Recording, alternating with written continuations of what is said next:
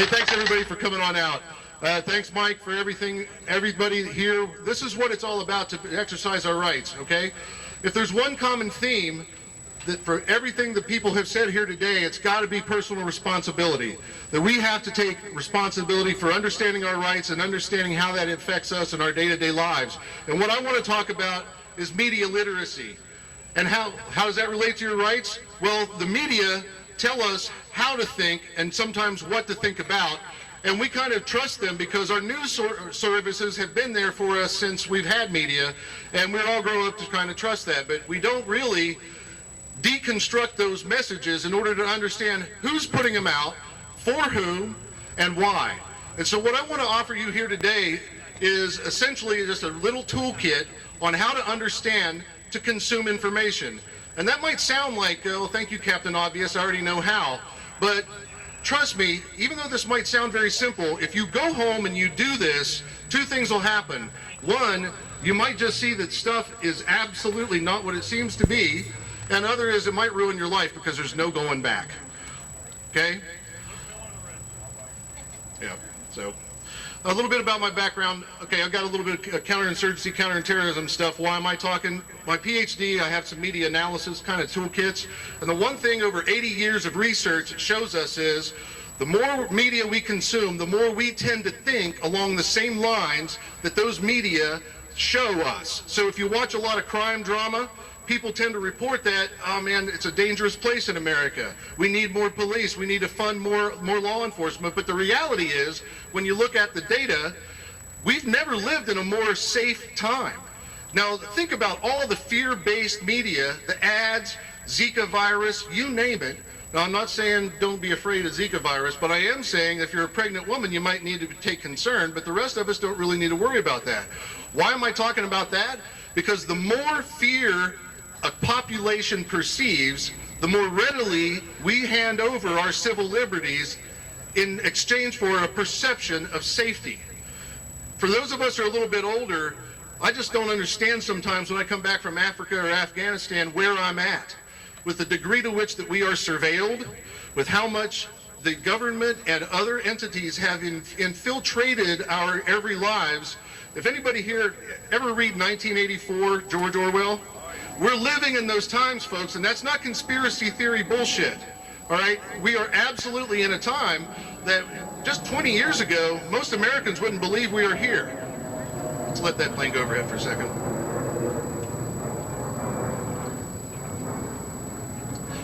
Who here uses Facebook, right? Who here has read the entire user agreement for Facebook? You need to read it, okay? It's full of legalese.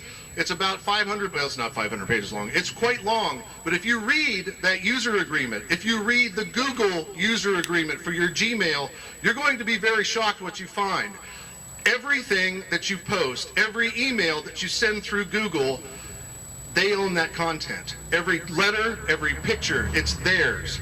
Who here likes to tag their friends in Facebook?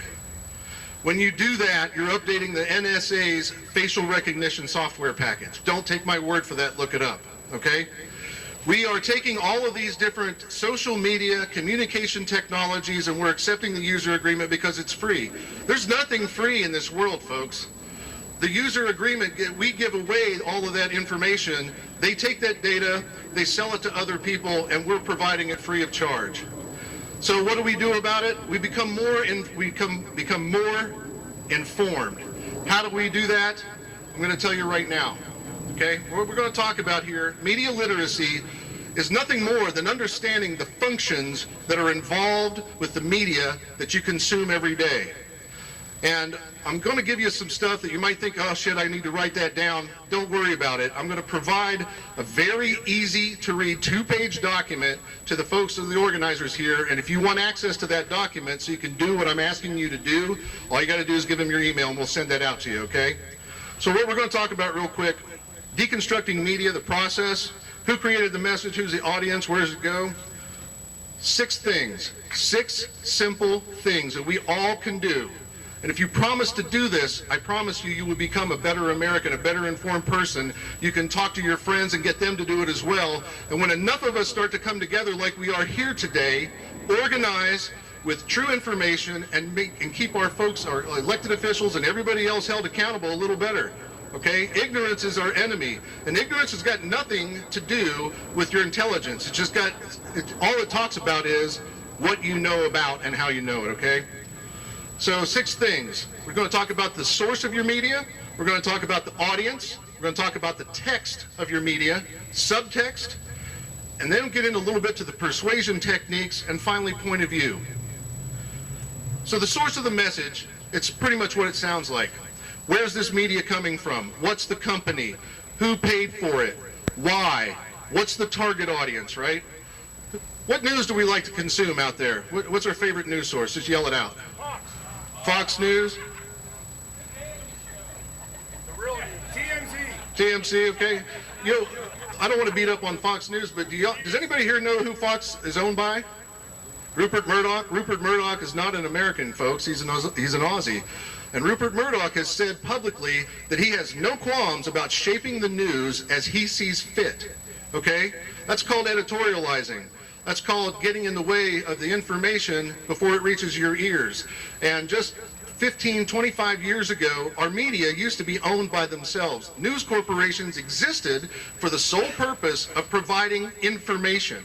And they got access to our airwaves for free because the federal government required a social contract between them and the American people to provide us information that we needed for our day-to-day lives and for planning our future. Well, none of the news corporations in America are now owned by themselves or owned by other corporations. And those corporations have a bottom line. It's about money. And so they absolutely will have something to do with the way that information is presented to you. They also do what we call in media studies gatekeeping. They have the power to tell a story or not tell a story. And those things are something that we need to understand. So now what I'm going to give you is that basic toolkit. Again, this is going to seem like it's total common sense, but if you promise me that you'll do it, I promise you, you're going to have a very different understanding of the world around you, and I mean that. So the source, who the message is, who has control over that message, why is that message being put out? The second thing is the audience, okay? That might sound okay, thanks again, Captain Obvious. No, we need to think about who is that message for. Okay, it might be Fox News and they're putting out some kind of a program, right? But who's the intended audience? Think about it. What's their sex, the gender? Sex and gender are actually 2 separate things. One's your biological parts, the other is cultural ascribed roles. Indoor or outdoor plumbing is sex. What's the socioeconomic status for the people that they are trying to portray this to? What are their political affiliations? Who is this message for? Is that message for you? If it's not, you're going to take a meaning away from it that might be a little invalid, okay? Text. The text of a message is not just the actual letters, the words. It's everything that you see or hear, okay? This is the message. What colors are portrayed? How is this information being put out there? This is kind of like what we call the story, all right? And then there's the subtext.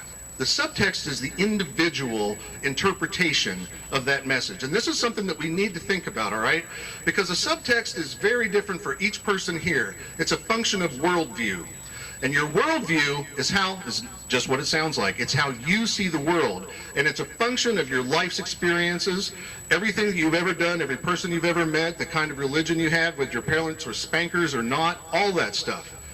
And no 2 people have the same worldview. So don't think that your interpretation of a message is going to be the same as someone else's. As an example, my father is an identical twin. I can barely tell my uncle and my father apart, but they have very different worldviews, and it probably started when they both got drafted for Vietnam. My uncle went to Vietnam, was a Green Beret, and my dad went to Germany. So even identical twins have very, very different worldviews. So please do not think that our individual interpretation is either right, wrong, or similar. It's yours, and that's that. Who here knows about the picture American Gothic, the painting? We've all seen it, right? And for those of you who were at the COC meeting the other night, please don't give away the secret real quick. What I'm trying to tell you here is we might think we know something about a text, an image, a message that we've had over time, but maybe the truth isn't really there. How old would you say the couple is in that picture? Just thinking about it. 60s, 70s? People agree with that? Yes or no? How old would you say? 50? Okay, 50s. Would you say the couple's about the same age, though? All right, these guys know the secret. The bottom line is this. Most people interpret it as a couple, an American farmer couple, but the reality is, Grant Wood, the author, or the painter, it's a father and a daughter. The daughter didn't marry. She was a spinster, and the mother died, and so she had to take over the role of mother in all of the familial ways. And so it actually is not what a lot of people think. Well, that's just a basic example. What else are we getting out there that we might not be able to understand? This is where it comes time for us to do our individual research. This can be a little bit like learning to walk again. It might seem simple, but try it, please. I've said that now 4 times, I'll shut up about it. Okay, persuasion techniques. This is getting into the media, into the meat of it. The media, they have a bag of tricks, or let's not call it a bag of tricks, let's call it a process. One of the things you need to understand about persuasion techniques is it's almost impossible to tell an entire story. Okay, even a documentary, there was this great documentary on the history of heavy metal, and I thought, oh great, this is going to be a good 2 hours. It's 14 hours long. It's in a bunch of segments, and even that can't tell the entire story because everything exists in a larger context. So the media have limitations for space and time, and so the whole story is never told. You need to understand that. This is not always a negative thing, but I want you to understand about the pictures that are used and images. Images are very powerful. Who here has seen political ads where you've got pictures of Hillary Clinton? Yeah. Have you ever noticed that sometimes there are pictures of her and other politicians where they have this really goofy expression on their face? Their mouth is open, they're looking kind of weird. Well, that is one of our persuasion techniques. I'm using Hillary because we all know a little something about her. But look at, even for the people that you really support, and see how is that image used. And that's going to tell you a little bit about the bias of the people that are putting the message together. Is it a positive image? Is it shown in a respectful way? Is it shown in a disrespectful way? How does that then match up to the text? Are you with me? Okay. I'll make this as quick as I can, folks. I know you're sitting in the sun. What about color? What about scent? You ever walk through a gas station and buy beer? You ever smell a little bit of grass in there? The colors convey meaning. Scent conveys meaning as well. A lot of places that sell beer pump in a scent of freshly mown grass. It makes us want to buy beer. A lot of restaurants have bacon frying because it makes us order more food. The same can be seen in a lot of the media that we consume on TV and the internet and the radio. I want you to look at the information, the data that are also being presented, especially statistics, And when you're getting the news and you get a statistic reported, and I don't care what it is, you need to see, is that statistic a percentage or is it the number of times something happened? Because the two are very different, okay? And they can give you a very different meaning from what you might think. Why would I say this? Okay. The number of occurrences is just that. This is how many times something happens, but the percentage obviously is divided by the population. How prevalent is that in society? Example, a California mayoral race, the incumbent mayor lost by a landslide because his opponent was able to make a message that he was soft on crime because the number of incidents had almost doubled during his tenure. But what his opponent didn't tell his constituents was that during that mayor's tenure, they actually annexed a whole bunch of more land, and the population size quadrupled, and the actual crime rate actually went down drastically. And another one on that, if you look at state attorney general's annual reports on crime statistics, what you're going to see there is not the number of convictions in that state, but it's going to be the number of arrests in that state. And that's problematic, because here in America we have as one of our cornerstones, one of the foundational things that we stand for, right, is the presumption of innocence. And so as those data go up, funding goes up for the law enforcement apparatus. Funding goes up for adding more cops, more stuff, more all kinds of technology. When in fact, and also that also has an effect on our law enforcement community of how do you get rewarded? It's not by convictions, it's by arrests, right? Kind of a little bit problematic for me. Okay, finally I want to talk about point of view real quick. This is where it gets, actually we got to do a toolkit too. Point of view is, can you get into the head of the people who are giving you this message? What is their point of view?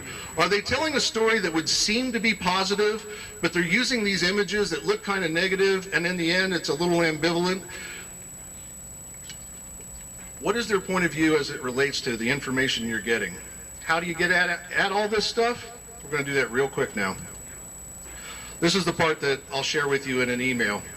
If you do these things, these basic steps, again, I will promise you, you will get more information, better information, and more importantly, you'll probably understand more about yourself. One of the things that I learned when I went to doctor college was I didn't know much at all. I was a combat veteran at age 19, and I thought that that conveyed upon me some kind of a special insight into life, and maybe it does. But when I went to doctor college, I took this class called the Philosophy of Science, and it makes you understand your corpus of knowledge, everything that you know and how you know it. And I thought I knew a lot, and what I found out was I didn't know much. I didn't really know much. I trusted a whole lot of sources, a whole lot of people because they were in authority, a lot of people because they were just in a position in my life that, yeah, okay, they wouldn't lie to me. But when I went back and examined the things that were foundational to my belief system, they were completely baseless, and that was not a good feeling. How you can do that for yourself is, number one, you can ask 4 questions of the information that you're consuming. How you do this is pick one topic, just one, that you really care about, and take these steps. The first one is, again, whose message is this? Who created it? Who paid for it, and why? And we have access to information technology that is unprecedented on this earth, okay? This is easy to do. You've got the tech in your pocket right now. Ask again, who's the target audience? What are the clues? Look at the race of the people involved. Look at the number of men, women. Look at the socioeconomic status. And then look at the persuasion techniques is the third one. This is what kind of music is used, what are the images again, the colors. The fourth, what part of the story is not being told. If you know a little about this topic because you care about it, you're going to know, well, why didn't they include this? The omission of information is almost more powerful than the inclusion, because if we omit information, it doesn't exist to us. Do that, and once you become real literate with that part, then we're going to go to a kind of an intermediate level of analysis. And that's where what we want to do is ask yourself all those 4 questions you've already answered, in addition to what is seen and what is heard. How does that relate to the images that you've just examined? What is your subtext? What individual meaning do you take from it? And then you need to go talk to people that you trust and respect and see what they take from it. But now this is the most important part.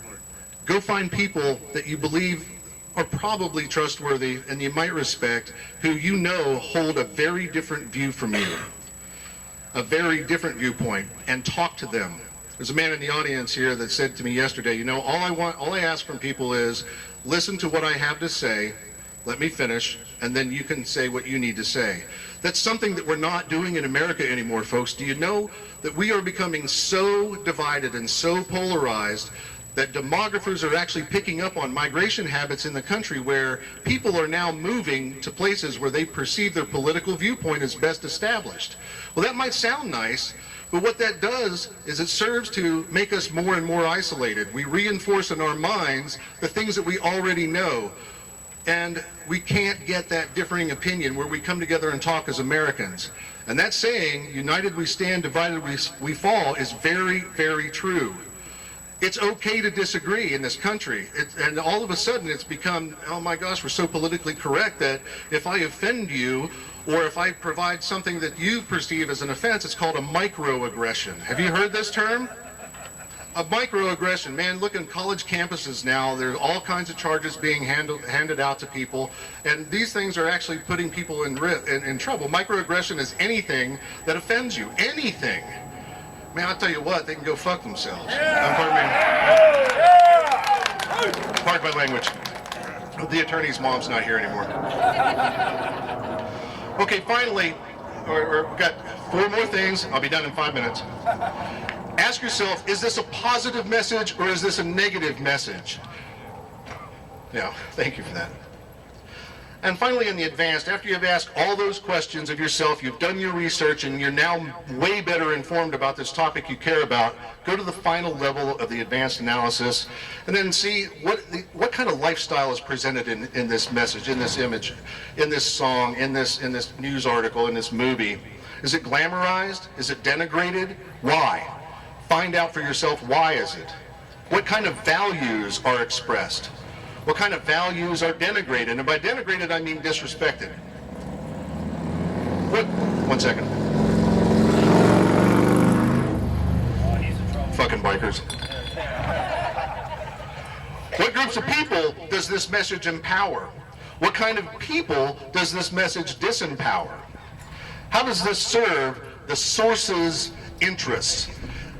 We've been building up to this. You've got this mountain of information now in your head, and here's where we need to know, how did the people who put this out, who paid for it, how does it serve their interests? And then relate that back to your interests.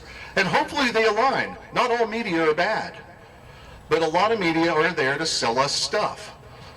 Now that our news corporations are owned by businesses, there is a bottom line, folks. Television exists only for the purpose of making money. I was on a documentary a while back, and I'm not proud of it because I was naive. The people came to me from the History Channel and said, we'd like to do something about biker culture, and we'd like you to talk to us about that. They did 7 hours of taping. 7 hours of taping. I agreed to do it if my students could be a part of it. We had a television production program where I worked, and so my students actually got a filmography out of this, a line on a resume, which was cool. But the producer once the producer films everything, they get handed over to the people who are the source, who paid for it. They no longer own that. And so the people at History Channel said, hey man, we can put this guy in one of those Gangland episodes, so thank you, here's your money for producing this documentary. We're never going to air it. This is again what I talked about earlier. What's not told to you is almost as dangerous as what is. So what was put out there was 30 seconds of what I had to say. They put me between one undercover ATF agent who's infiltrated motorcycle clubs and then another one after that. And if you look at that through a continuous seam, it looks like I'm trying to reinforce what these undercovers were saying, when in fact I was talking at length about what they do and how they do it and how it's violating civil liberties, okay? So even these History Channel documentaries are there to sell. And if you've ever watched a Gangland, if there's a theme, it's be afraid, be very afraid. Trust us, we're your law enforcement, we're your government, and we're going to keep you okay. We can't allow that to happen anymore, folks. So thank you very much for your time. And I know what I just said sounds like a little bit of, common sense bullshit, but do it, please. Contact me. I will absolutely help walk you through this kind of stuff. If you do it, we are informed, we have the power, and that's where it should be. Thank you very much. All